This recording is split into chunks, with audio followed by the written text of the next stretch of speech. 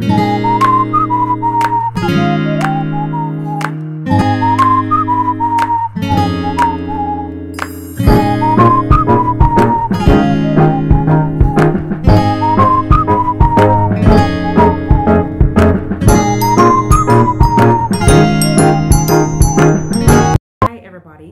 welcome to another video of Vibing with Via. I want to use this opportunity to say thanks to all those persons who have been liking, commenting, sharing, and of course those persons who have subscribed or encouraged a friend to subscribe. I want you to know that your gesture is definitely appreciated, and let's keep the momentum going so that we can get the subscription going all the way up to the top. I am still waiting to get to a certain number of subscribers so that I can have my very first live, because it is at that juncture that the feel of the channel might change a little bit and where I'll be able to do things to engage you as my audience in a more meaningful way. So help me to get to that number, and of course the reward will be great. All right, so what am I talking about today? I want to talk about body image. So you know how it goes, right? The content for the channel, especially for Mondays and Wednesdays, are not necessarily things that are planned. It's just a whole mood, it's just a vibe, and whatever it is that happens, that's what I bring forth in the production of the videos. Now, last week I was on the road with my parents, and I got to a section in our journey where we were meeting with traffic. And you know how that goes. This is Jamaica. Traffic, you probably in one spot for all of 10 minutes, right? And literally, I was at a particular spot for about 10 minutes. And right across the road, there were some persons who apparently were having a birthday celebration. So you know the usual, the women would be there with their phones and they're taking their selfies and they're posing and they're pouting their mouths and everything, their lips. And when I looked carefully in what would be the crowd, I don't even want to say crowd, you know, because I don't want it to seem as though they were breaching any COVID protocols. They really weren't, because the numbers were not great in terms of gathering. I think the maximum was 10. So at one little spot, I might have seen 6. And then further, a little distance away from where the house was and out of the shebang, I saw another group of persons. So if we were supposed to be technical, they weren't breaching the protocols in terms of the gathering number, right? So anyway, the men are standing aside and I'm watching them, and I turned to my parents and I said, watch ya, kuya, look ya, right? Because it was the men. They're fixing up the hair, they're looking, fades are on point, they're looking to ensure that the hairline is on point, they're tucking in the shirt and the shoes clean off and everything. And I'm saying, why not 2021 though? We come a far way, because I have never really seen this presentation of masculinity where the men are so interested in their appearance, almost tantamount to that of women. And then it dawned on me that this whole idea of body image and self-concept and what we really figure that we're valued or worth as individuals is something that is important. Now, I will say to you that growing up, I probably was super judgmental of persons who would go all in, wanting to be this or wanting to be that. I need to be a size 5. I need to be a size 4. I need my tummy to meet my back. I need, you know, I thought it was so superficial. And maybe today it still is. But I think as an individual, I have evolved to a point where I understand wholeheartedly that for a lot of the individuals who end up in this rut, remember my video, are you stuck in a rut? Well, a lot of the individuals who may be in this position, they're there because of what is being projected, perhaps in the media, in magazines, you know, on social media, mass media generally, as it relates to the quote-unquote perfect body image. And this is not something that is new. It has always existed, but no more than ever, with persons being able to sift through and just, you know, good camera quality to tell if you have a zit in the middle of your forehead, or, you know, if it is that you had a little food stuck between your teeth because you didn't brush good enough, or if your hairline is not faded well. All of these things are things that persons can now pick up easily by taking your image and zooming on that on a phone. And I think that is a part of why so many persons get caught up in that kind of situation. Equally, I believe that for a lot of these individuals, they probably don't have persons around them who validate them. I say to people, it's weird if I step out. I'm not saying I'm looking for a compliment, but it's weird if I step out one day and didn't get one compliment. And it's funny because I don't consider myself that individual who has to be this or has to be that or I have to have a particular image. I mean, by now, anybody who knows me in real life would know that that's not something I'm caught up with. I mean, I'm just too rough for that. Give me one jeans and one t-shirt and one sneakers and I'm good, or my sandals or one little top and one pants and I'm good. That's me. You know, if you see me in a dress and whatever, you could say, one girl, really and truly, I go somewhere, because I don't go all out for that. I'm always just comfortable. As it relates to my hair, there are those persons who would be caught up thinking I need to get Brazilian hair at the tune of $20,000, and if I'm not wearing a Jimmy Choo or a Tony Birch or them things don't matter to me, right? But when I think about it, because even before I started recording, you know what the thing, I'm gonna freestyle it, and as it comes to my mind, that's what I'm going to be saying to you. But minutes before I started recording, you know, I started thinking about, why is it that somebody like me is not caught up in the hype and not caught up in that whole body image drama, self-image drama? Why do I exude so much confidence? And there are persons who may be my peers, right, or other females for that matter, or even males, who just can't seem to be comfortable where they are.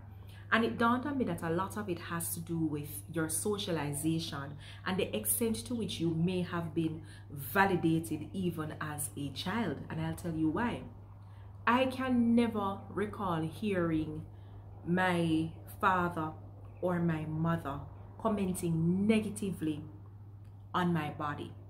Even when I had gained weight, the most my mother would have said, you know, so you put on a little bit of weight though. But it was never, oh my God, why you put on 20 pounds? You're fat. Your arms are too big, or your belly too big, or your face is too fat. I have never experienced that coming from my parents. I was always told that I was beautiful. I was always told that I was pretty. I was always told that I was smart. I was always told that I had a nice smile, or that my eyes were big and bold and beautiful, and I had a cute nose. And my cousin, this is the part that's always very funny to me, she always says, you know, I mean, I understand, your face just round and then your chin just drop down so. And in fact, as a little girl, she used to come and bite on my chin. But that was never, I thought she figured it was cute, and that's how I received it, right? And so I have never really been in a position in which I was body shamed. And so I was able to embrace myself from a very early age. But I'm of the mindset and the opinion that not every individual, male or female, is in a position where they can say that the persons within their community, and by community, no, I'm not just talking about their physical community, but I'm talking about those persons within their households, you know, the mother, father, auntie, granny, whosoever, your family, your friends, have ever said unkind things or not say good things. And I don't know what I'm saying, I kind of get confused, but the point I'm making is, you know, I now understand why it is that some persons have all of those issues. For some persons too, it's peer pressure. You know, my friend wearing pants a particular way, but is my body so designed so that I can wear? Is not everybody can wear joggers. Not everybody can wear skinny jeans, you know what I mean? So for some persons, it's about that too. What can I look at and you know, what do I aspire to be, or how am I going to be accepted? So there are many factors that are at play. But one thing that I am absolutely happy for is the fact that I am free being me, totally free being me. Now, it would be dishonest of me to sit here and say to you, my viewers, that What I have here is perfect. I love every single inch and every single corner and every single avenue of it. That would be a lie, because the truth is there are some areas on my body that I feel insecure about, and that would be my inner thighs. Notice I never said my thighs overall. My inner thighs, and also a section of my arm. You know, they always talk about that bat wing part. That section of my arm I absolutely have a problem with. And even though this is something that people who are closest to me know that I have an issue with, I am still being praised in the moment to say, you should be lucky you have an arm. You should be lucky that you have inner thighs to be concerned about. Some persons have it worse. People would say, you talk about the size of your thighs, or you're talking about the size of your arms. Look how your skin clean. And I'm thinking, okay, thanks, my skin clean, but that doesn't mean that I like the fact that if I am gaining weight, this is where I'm going to put it. So we all have our insecurities. And I think coming out of this though, there was only one time in my life when, and this was in high school, where I could say that somebody would have made a comment, and had I been a weak person, I probably would have taken that to heart, because like I said, at that point in time, it's not necessarily something that we talk about in terms of how we feel about it. And it's the same thing. I remember there was a girl and she was talking about her thighs. And she's saying, my thighs are big. And I'm looking at the girl like, girl, you have sense? Your thighs are small. You want to see my thighs. And so I was like, boom, pull up my skirt. And I said, look, this is what is big. And then somebody actually commented. And it's so funny because it's somebody in my circle and somebody that I still love and care for. We're friends. And I think it was just innocent. She's like, no, that's not big. That's a beast. And in that moment, I felt like, shayite. It is a beast. But was I going to roll over and cry? Absolutely not. And even then, when I compare what my thighs were like then to what they are now, now is when I'd be like, yo, these are obese. But it's a work in progress, right? It's just something that I have to live with. And if it is something that bothers me oh so much, then naturally I have to work out and let that area be a target area for me. But based on my health condition, and I've spoken about it on this channel, that is one of the areas that is attacked a lot of the times. My arms and my thighs are the areas that are attacked a lot of the times when, you know, PCOS is flaring up and doing its thing. And I have now come to accept that that is so. Now, you're conscious about it. What does it mean? You want to dress in a particular way that will accentuate the other areas of your body that you actually love and can appreciate. So for me, I love my shoulders. They're broad, you know. You see, I'm wearing an off the shoulder dress. I love my shoulders. They're broad, but it makes for good off the shoulder. I love my cleavage area. So sometimes I'll wear like a double breasted top, something that will show a little bit of cleavage, not too much, because even though, you know, I get cutie and sweetie, nicey from time to time, I am still a modest dresser. I am still very conservative. I've always been that way.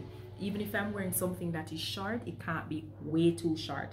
A part of that is because, like I said, I be conscious about my thighs, but I also believe that you should have to use your imagination to know really and truly what lies above my knee, or, you know, above mid-thigh. It's not something that's just on display. See me, I take it. I don't like that. Or your derriere cheeks are hanging out. That's not my vibe. That's not classy in my opinion.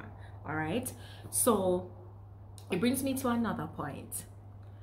Sometimes we sit and we judge persons. A certain celebrity comes to mind now, local celebrity that is, or maybe two, and persons judge them. You know, they're always doing their bodies and what are they hoping to achieve, and boy, them look like a barrel now, or them look like a, and people describe, and you know, all of that.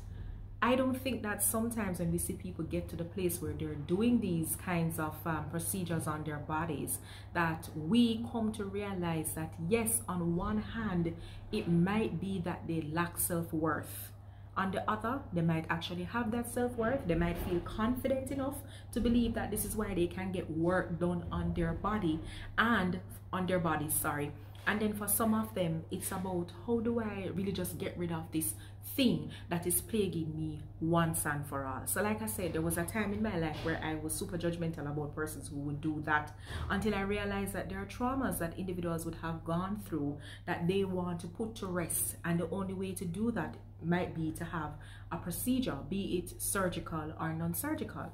And I'll take it to the very simplest form. First and foremost, I have warts. I don't know how much of it you can possibly see in this video, but if you look here, this is one, and I'll have them on my neck, right? So one here, you can't see that. I have removed warts before, and there might be somebody who would say, but why would she need to spend money to go remove warts? She's not comfortable in her skin and all manner of foolishness. Yes, I'm comfortable in my skin, but this is something that I personally don't like, and because I don't like it, what do? I remove it. Now, that procedure might be one that is simple and not so invasive, so persons wouldn't necessarily judge me on that. But let us say that somebody decided that, boy, my waistline is out of control and I am going to remove the fat from my waist and I am going to put it in my rear, or I'm going to put it somewhere else, or just discard of it. You best believe that everybody is going to get to a place of being judgmental. Not everybody, but a lot of persons would, right? What difference does it make? It's a cosmetic procedure. In the same way that I am removing the warts, this person sees the need to remove the excess fat from their waistline. And maybe we need to be less judgmental about that, because we don't know what experiences would have led to that person making that decision. Maybe they just don't feel good with it being there. Do I believe that it should be an extreme case where you consistently do it because you want your waistline to be like slim like a pumpkin vine and all that crazy, to have this Barbie image or so? No. But if you have to do this to be comfortable enough in your own skin and just to go around, I am no longer at a place in which I am going to say to somebody that it's because you don't have any self-worth, that is why you've done it. To each his own. Everybody will choose to do what it is that will suit them. My own, if you make the decision to do so, by all means, ensure that the procedure is one that is safe. Ensure that it is not something that is going to pose a threat to other areas of your body or affect you in a way later on in life. Come on, people.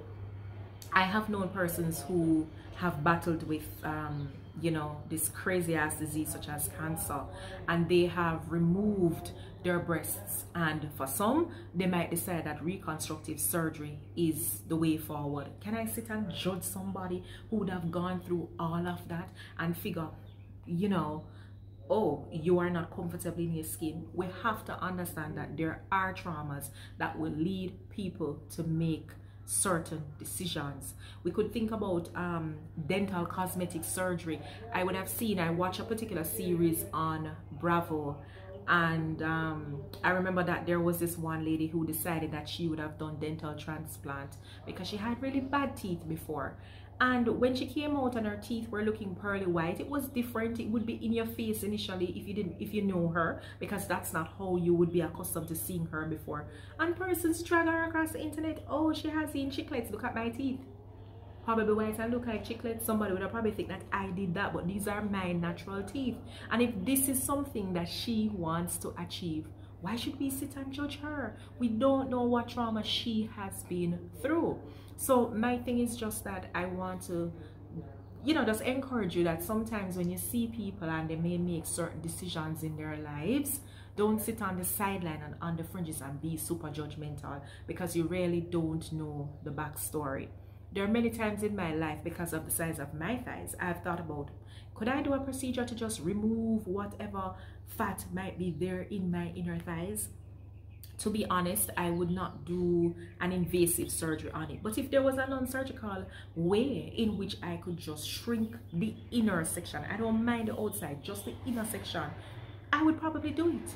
Now, I am also not suggesting that because I am at a point now where I have an epiphany about these procedures or how persons approach it means that everybody else should stop. That's not what this is. I'm just saying that I'm at a point where I have my own awakening, and I recognize that as an individual, because we all have different levels of insecurities, and we all have our own needs and how we view ourselves. I'm just saying that for that reason, I want to be, and I have made a decision to be, less judgmental of persons who may go through whatever it is that they are doing, right? Now, what's my final word on this, guys, ladies, gentlemen, boys, girls, granny, grandpa, whoever, you know, friends, enemies? A joke. Me not supposed to have enemies. Me's a nice girl. But anyway, just in case, you know, I might be an enemy in your head, that's fine. no, we're not dwelling on the negativity, but the point that I'm making here is, honestly, here is a #1 target, and this is what I'm asking persons to try and get to. Just get to a stage where you can be free being you, you know, just love on you, crush on you, embrace you, because at the end of the day, no matter how we feel, you see, everything here that is physical, one day this will no longer matter. So don't try to create just this image out there that we want people to fall in love with. Fall in love with yourself, fall in love with your soul, because ultimately that is what is going to matter. All right, so if you're with a partner, ladies, I'm saying this to you, men, I'm saying this to you, if you're with a partner who can only see the physical, then that person is shallow, and you need not waste your energy and your time or your parts of speech on such individual. All right, so thank you so much for watching this video. I hope it will be somewhat enlightening for someone who is watching, and of course, like, share, comment, and subscribe. See you in the next video.